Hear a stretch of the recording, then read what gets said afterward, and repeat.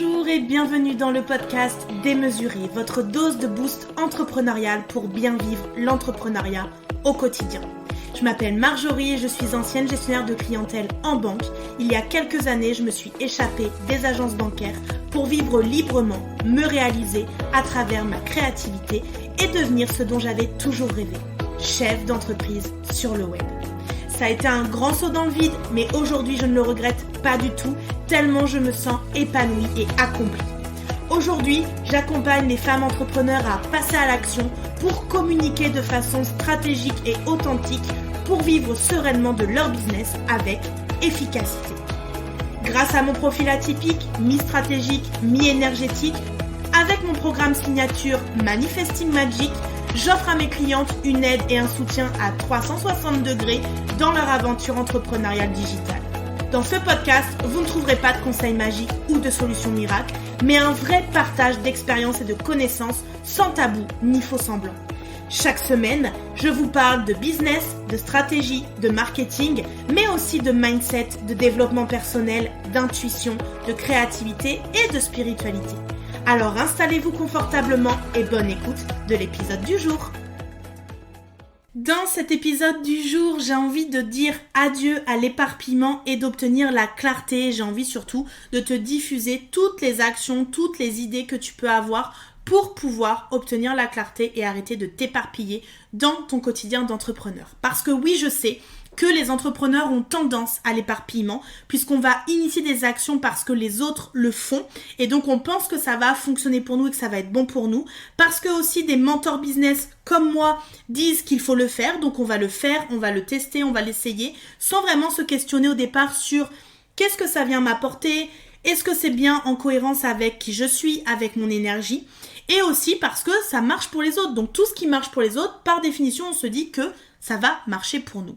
Alors que c'est faux, puisque nous sommes toutes des êtres différentes, on a toute une énergie différente, on a tout un design différent, on est né avec un design humain, une carte d'astrologie différente, et donc par rapport à ça, on est un être unique, et donc c'est à nous de focuser sur les actions qui sont à mener pour atteindre nos objectifs, mais surtout le faire en étant aligné à qui l'on est. Vos objectifs, ça peut être des objectifs financiers, ça peut être des objectifs quantitatifs en nombre de clients, en nombre de vues, en nombre d'achats, peu importe. Ça peut être aussi des objectifs qualitatifs, mais ça peut aussi être une mesure d'une réussite, quelle que soit la mesure que vous voulez prendre. Mais ça ne pourra être possible que si vous mettez en place un planning, une organisation et que vous créez peut-être un rétro-planning. Quels sont toutes les actions que je dois initier pour atteindre ce but? C'est la question vraiment à vous poser. Quelles sont toutes les actions que je dois initier pour atteindre ce but et qui va vous permettre du coup de faire rentrer ces actions dans votre agenda et qui va vous permettre de vous montrer est-ce que c'est un objectif réalisable ou non. En tout cas, ce qu'il faut comprendre, c'est que les bons leaders pensent de manière stratégique et analytique et ils sont à la fois flexibles et agiles pour pouvoir réajuster les choses au fur et à mesure. Déjà, je vous invite à vous poser pour trouver les réelles causes de votre éparpillement pour pouvoir agir efficacement sur la source de l'éparpillement plutôt que le symptôme. Et les causes de l'éparpillement, elles peuvent être vraiment multiples et c'est propre finalement à chaque individu puisqu'on est toutes différentes et que du coup on vise toutes des choses différentes. Certaines causes courantes peuvent être par exemple la surcharge de travail, le manque de planification, la procrastination derrière laquelle il y a clairement des peurs, l'absence d'objectifs clairs ou encore la difficulté à se concentrer. Pour ça, il y a plein d'outils, il y a plein de méthodes, il y a plein de choses que l'on peut faire et donc mon but d'aujourd'hui, c'est vraiment de pouvoir vous donner des clés et des pistes pour pouvoir arrêter d'être éparpillé. Si on prend rapidement les causes que je viens de vous donner, surcharge de travail, ça demande du coup de la planification et de la programmation et peut-être de la délégation. Le manque de planification, ça demande de prendre un temps pour planifier dans son agenda les choses et d'être focus sur qu'est-ce qui est possible pour moi dans le temps imparti où je veux travailler. Pour la procrastination, demande-toi de quoi j'ai peur. Si ce que je fais, ça atteint son objectif, il y a un succès, je réussis, qu'est-ce qui peut m'arriver de mal? De quoi j'ai peur? Qu'est-ce que je pense ne pas savoir gérer? L'absence d'objectifs clairs, là clairement c'est se poser et se mettre des objectifs comme je viens de te le dire, un objectif financier, quantitatif, qualitatif ou qui te permet de mesurer ta réussite. Et la difficulté à se concentrer, là je te conseille d'utiliser des méthodes comme la méthode Pomodoro, qui est une méthode ultra efficace pour avoir des temps de concentration très courts, des pauses qui nous redonnent de l'énergie, nous permettent de nous disperser, etc. pour retourner à des tâches un peu plus concentrées. Et pour ça, tu peux utiliser l'application Toggle Track qui a du coup une partie sur smartphone où tu peux aller activer la partie Pomodoro qui va te permettre vraiment de te concentrer sur ce que tu as à faire de manière très focus efficace pour être productive. En tout cas, quand tu as enfin identifié ce qui peut te limiter, ce qui est la cause de ton éparpillement, tu vas pouvoir ensuite te concentrer sur les actions qui sont à mener pour atteindre tes propres objectifs. Donc pour gérer ton organisation avec plus de sérénité et d'efficacité, je t'invite à gérer ton temps de manière efficace par les blocs-temps. Les blocs-temps permettent de se concentrer sur une tâche, un outil et du coup d'être productive. De prioriser les tâches en fonction de leur importance et de leur urgence. Là, je t'invite à utiliser la matrice d'Eisenhower qui permet de mettre tes tâches en important et urgent, important et non urgent, pas important mais urgent et pas important et pas urgent. Ce qui permet vraiment de se focuser sur ce qui est le plus urgent et important dans notre business et du coup d'aller droit au but sur ce que notre business a besoin et d'établir des objectifs clairs et mesurables pour chaque projet. Et du coup, pour atteindre tes objectifs, je t'invite à déterminer ton objectif final, puis à le découper, par exemple, moi je fonctionne en trimestres, puis ensuite à découper dans ces trimestres en projets, quels sont les projets qui peuvent me permettre d'atteindre par exemple mon objectif financier que je me suis fixé, à en faire un plan d'action, et du coup toutes les actions que tu vas en découler, les implémenter dans ton agenda. Ce qui va être aussi important pour pouvoir tenir ton organisation dans la durée avec de la sérénité et de l'efficacité, ça va être de te remettre au centre de tes priorités pour pouvoir justement performer. Donc prendre le temps de réfléchir à tes priorités, de te concentrer sur les actions qui te permettent d'atteindre tes objectifs et te recentrer sur toi parce qu'il est utile et même indispensable de prendre des temps off, de travailler sur soi et avec soi, d'être focus, développement personnel, spiritualité, énergie et à l'écoute de son corps dès lors qu'on est fatigué, stressé, sous pression, parce que c'est ce focus sur l'intérieur de notre être qui va faire qu'on va pouvoir ensuite se focuser sur les priorités extérieures et être performante. Donc pour créer un plan d'action qui va être personnalisé par rapport à qui tu es, qui va être optimisé par rapport à ta réalité, je t'invite à suivre les étapes suivantes. Première étape, c'est d'identifier les objectifs à atteindre. Quels sont les buts que tu souhaites atteindre ? Que ce soit d'un point de vue professionnel, personnel, c'est vraiment important que tu définisses clairement c'est quoi l'objectif que je veux atteindre. En deuxième étape, tu vas venir déterminer les actions qui sont nécessaires pour atteindre ces objectifs.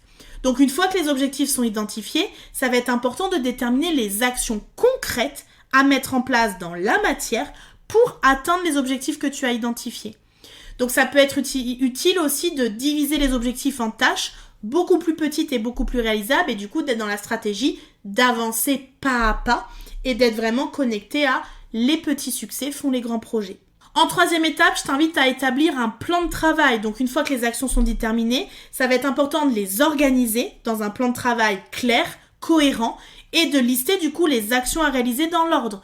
De déterminer peut-être celles qui sont dépendantes d'autres à faire en amont et de déterminer aussi une durée approximative pour chaque action.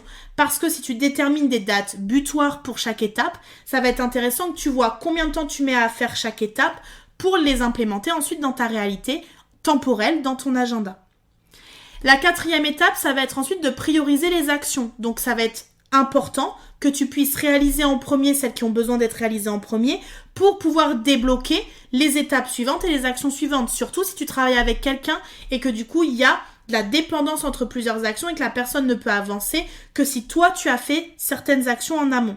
Donc ça peut être vraiment utile de classer les actions par ordre d'importance ou même d'urgence selon ton organisation et comment tu vas avancer dans le projet.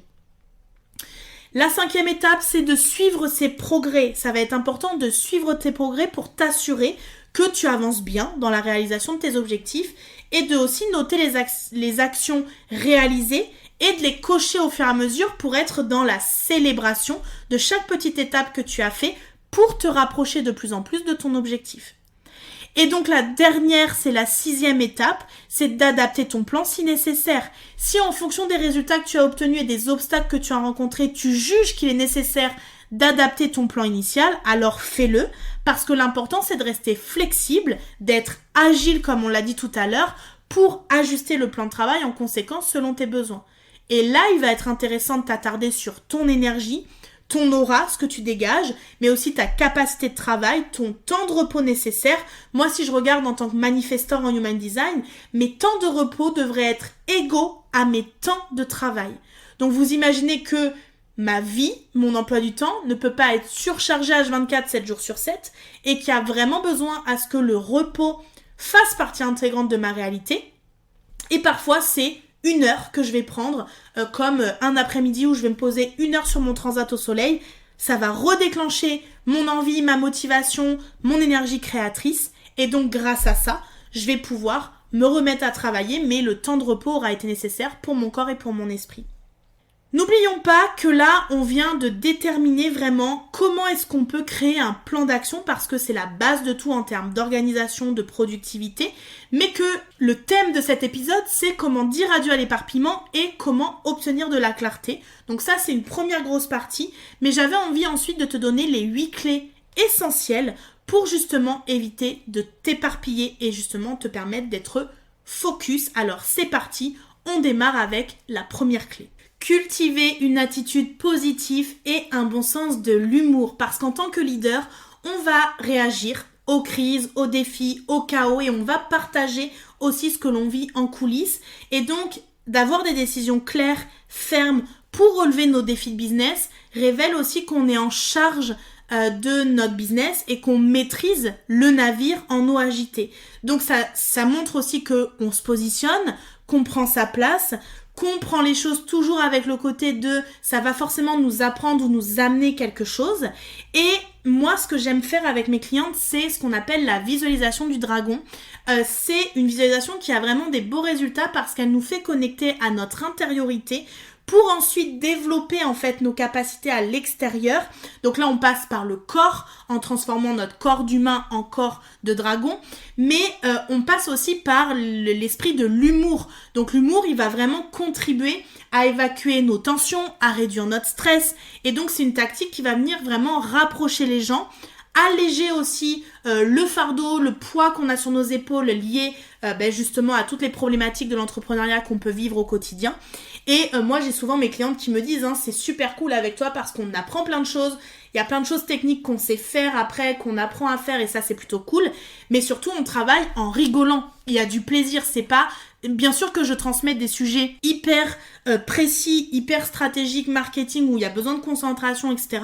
Mais le fait de travailler avec de l'humour en rigolant, ça permet aussi de dissiper des craintes qu'il peut y avoir vis-à-vis de ce que je transmets. La deuxième clé, c'est de s'entourer de la meilleure équipe possible. Vous n'êtes pas obligé d'avoir toutes les réponses et de tout connaître pour tout. Donc je vous invite vraiment à vous entourer de personnes qui possèdent des expériences sur les plans personnels et professionnels, mais surtout dans votre domaine d'expertise ou dans un domaine complémentaire dans lequel vous avez de la demande, mais où vous n'avez pas les réponses à apporter. Et donc, vous pouvez les encourager à trouver des solutions pour vous qui sont réelles, qui sont aussi créatives. Écoutez ce qu'ils ont à vous dire, à vous transmettre, parce que vous allez grandir avec leurs conseils, vous allez vous sentir soutenu aussi par leur expérience. Et donc là, ce que vous pouvez vous dire, c'est que vous êtes libre de choisir vos clients, avec quels clients vous voulez vraiment travailler, de choisir vos partenaires, vos prestataires, mais aussi de choisir votre équipe. Il y a tout un process de recrutement qui est important de mettre en place. Moi, j'ai eu un process en plusieurs étapes lorsque j'ai recruté mon assistante parce que j'avais besoin de savoir qui était cette personne, comment elle fonctionnait, quels étaient bien sûr ses tarifs, sur quoi elle avait mis son attention et son focus dans ses études ou qu'est-ce qu'elle savait faire par rapport à son expérience. Puis ensuite, on s'est rencontrés pour voir s'il y avait du feeling, si ça passait. Ensuite, j'ai regardé son Human Design, son astrologie pour voir ce qui était complémentaire à moi. En tout cas, il y a vraiment eu un processus ultra complet et je pense que c'est important pour espérer avoir la meilleure personne à nos côtés pour nous accompagner au quotidien. La troisième clé, ça va être d'encourager l'apprentissage en continu.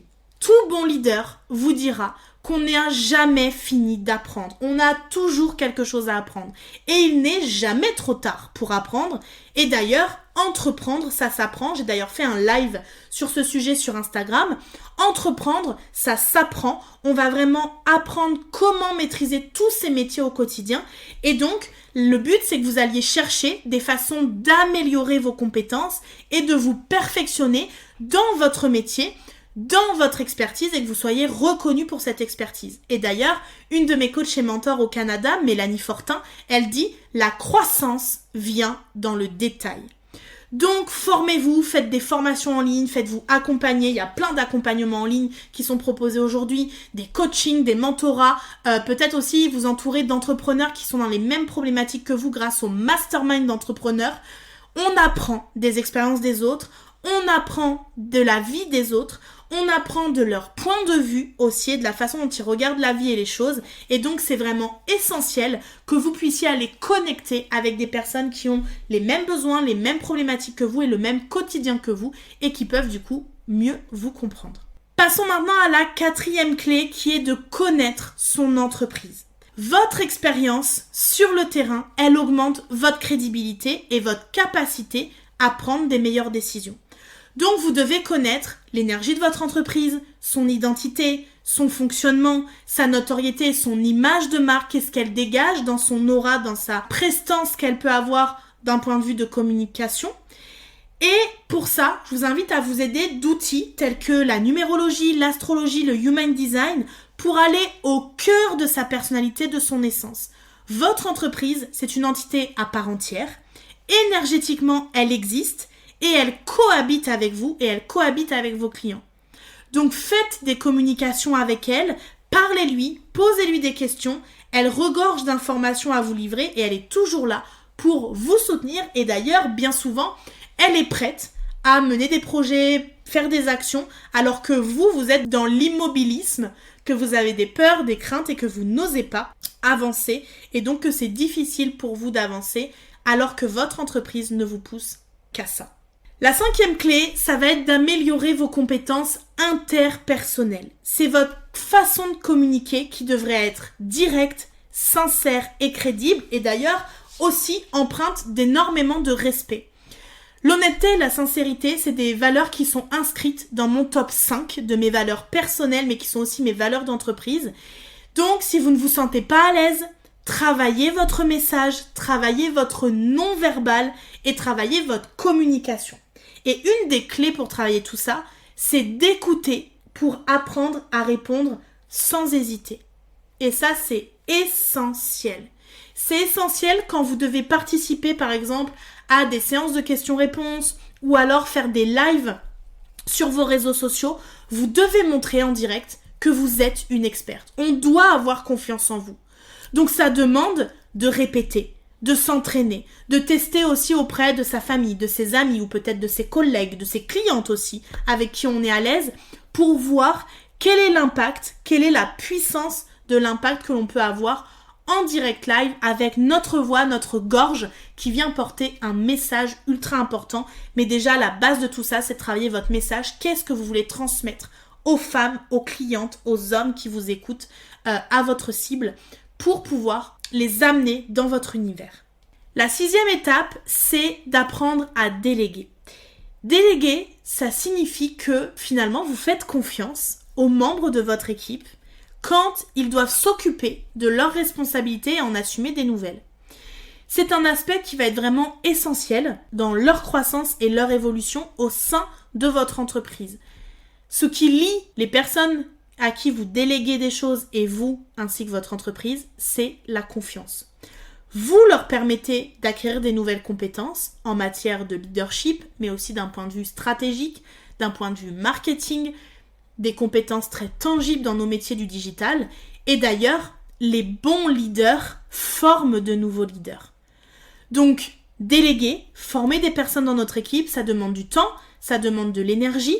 pour former justement sur nos outils, sur nos process, sur notre façon de fonctionner. Mais du coup, ça permet de gagner du temps par la suite, de s'alléger de la charge mentale, de créer du lien avec une personne de confiance pour développer son business, son positionnement, passer plus de temps dans notre zone de génie, ce qui est important. Donc questionnez-vous avant de déléguer parce que je sais que c'est quelque chose de difficile. Je suis moi-même passée par là en mode mais en fait j'ai envie de déléguer mais je sais pas quoi déléguer, je sais pas comment, je sais pas quel est le process de recrutement, je sais pas comment faire, etc. etc. Donc posez-vous ces questions de qu'est-ce qui me pèse, qu'est-ce qui me prend trop de temps, qu'est-ce qui n'est pas du plaisir pour moi ou qui n'est pas fluide pour moi, qu'est-ce que quelqu'un d'autre ferait mieux que moi, ou qu'est-ce que quelqu'un d'autre ferait de différent de moi. Et donc, on va passer à la 7e étape, la 7e clé, qui est du coup de montrer l'exemple et d'être inspirant. C'est en prêchant par l'exemple, pour moi, qu'on va parvenir à mieux faire comprendre ce qu'on attend de nos équipes, de nos clients, de nos partenaires. Moi, j'ai une règle dans mon business, c'est que je n'apprends et je ne transmets, je n'enseigne que ce que j'ai testé, essayé et ce que j'incarne vraiment au quotidien. Donc j'incite mon équipe, mes clients, mes partenaires à faire de leur mieux, tout comme moi, mais je leur fais aussi sentir qu'ils participent au succès de mon entreprise. Et il en est de même pour l'équilibre travail, vie perso. Respecter cet équilibre, c'est faire savoir aussi à notre entourage ce que l'on fait, les efforts que l'on fait, ce que l'on met en place au quotidien pour être encouragé et encourager les autres à en faire autant. Donc faites savoir par exemple à votre conjointe ou à votre famille à quel point leur soutien est important. Faites savoir à vos amis à quel point leur présence et leur boost est précieux. Gardez en tête vos valeurs en toutes circonstances et incarnez-les au quotidien. Moi, quand je parle de ma valeur numéro 1 qui est la liberté, pour moi, la liberté, elle va avec mon style de vie. C'est-à-dire que j'ai choisi d'entreprendre, de quitter un métier très protocolaire qui était gestionnaire de clientèle en banque. Donc c'était très protocolaire, très procédurier, très carré. Ça laissait pas de place à la créativité, au flow, à l'énergie. C'était des horaires très carrés. C'était des horaires vraiment qui m'enfermaient parfois aussi dans ma fatigue, dans ce que je ne voulais plus pour mon quotidien. Et donc, j'ai choisi de devenir entrepreneur, d'entreprendre pour être libre au niveau de mon planning, de quand je me lève, quand je me couche, quand je travaille, quand j'ai besoin d'écouter mon corps. Mais je suis devenue aussi maman. Donc, pour moi, être maman, c'est aussi transmettre, enseigner, être présente, mettre en avant nos propres valeurs et les transmettre à nos enfants. Être libre de les éduquer comme on en a envie. Loin de la société, le Covid nous a aidé un peu à ça, D'être entre guillemets enfermés avec nos enfants chez nous a amené aussi à nous recentrer sur la cellule familiale. Et puis j'ai choisi de garder mon fils à la maison, d'entreprendre avec lui à mes côtés, d'avoir une nounou à la maison, ce qui me laisse libre en fait de pouvoir gérer mes horaires, gérer les temps où je suis seule, où je travaille, où je suis avec mon fils, avec mon mari, etc. Et j'ai choisi ensuite de faire l'école à la maison et donc d'être libre, de partir en vacances quand on veut, de encore les contraintes horaires de se lever, aller le chercher, être tributaire des décisions de l'école, des sorties scolaires, etc., etc. Donc de vraiment avoir ce style de vie et je pense qu'aujourd'hui dans mon quotidien, j'incarne face à plusieurs autres entrepreneurs mais surtout face à mes clientes, j'incarne la notion de liberté dans mon quotidien et donc ce que je prône, ce que je transmets, ce que j'enseigne, ce que j'invite les autres à faire, c'est ce que je fais dans mon quotidien. Et enfin, la 8e et dernière clé que j'avais envie de vous transmettre pour dire adieu à l'éparpillement et d'obtenir de la clarté dans votre quotidien, c'est de donner le crédit aux gens qui le méritent. Sachez reconnaître et apprécier le travail bien fait, que ce soit quelqu'un qui l'ait fait pour vous ou votre propre travail. Soyez sincère et honnête lorsque vous félicitez un partenaire, un membre de votre équipe ou même un client.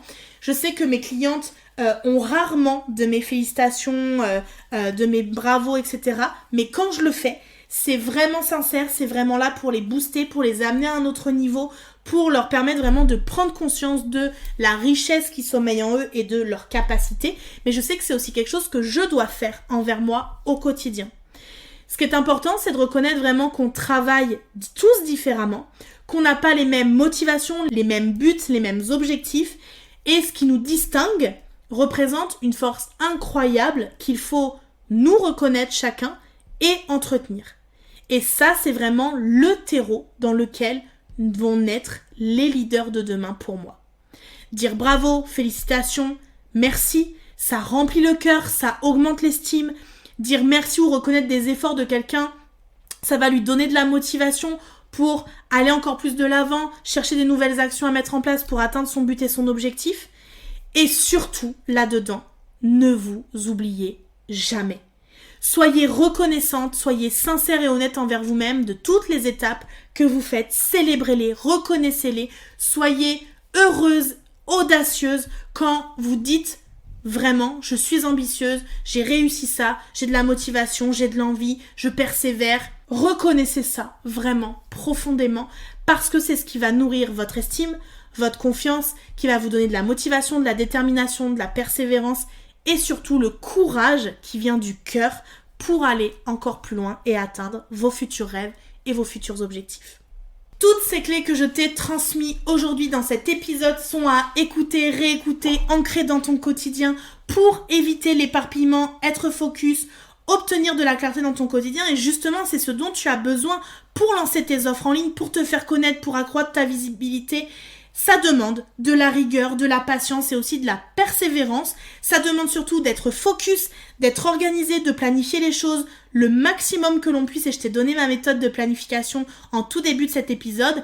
Et pour aller plus loin, je t'invite dans la description de cet épisode de podcast à télécharger le guide ultime qui va te permettre de lancer tes offres en ligne avec des conseils pratico-pratiques, des checklists d'actions, de plans d'action à mettre en place pour que les lancements de tes offres cartonne autant que les offres que je lance chez Marjographie.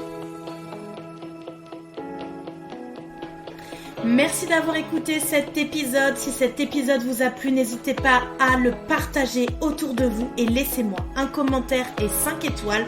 Ça me motivera à vous préparer plein d'autres épisodes inspirants. Et d'ailleurs, on se dit à la semaine prochaine pour le prochain épisode.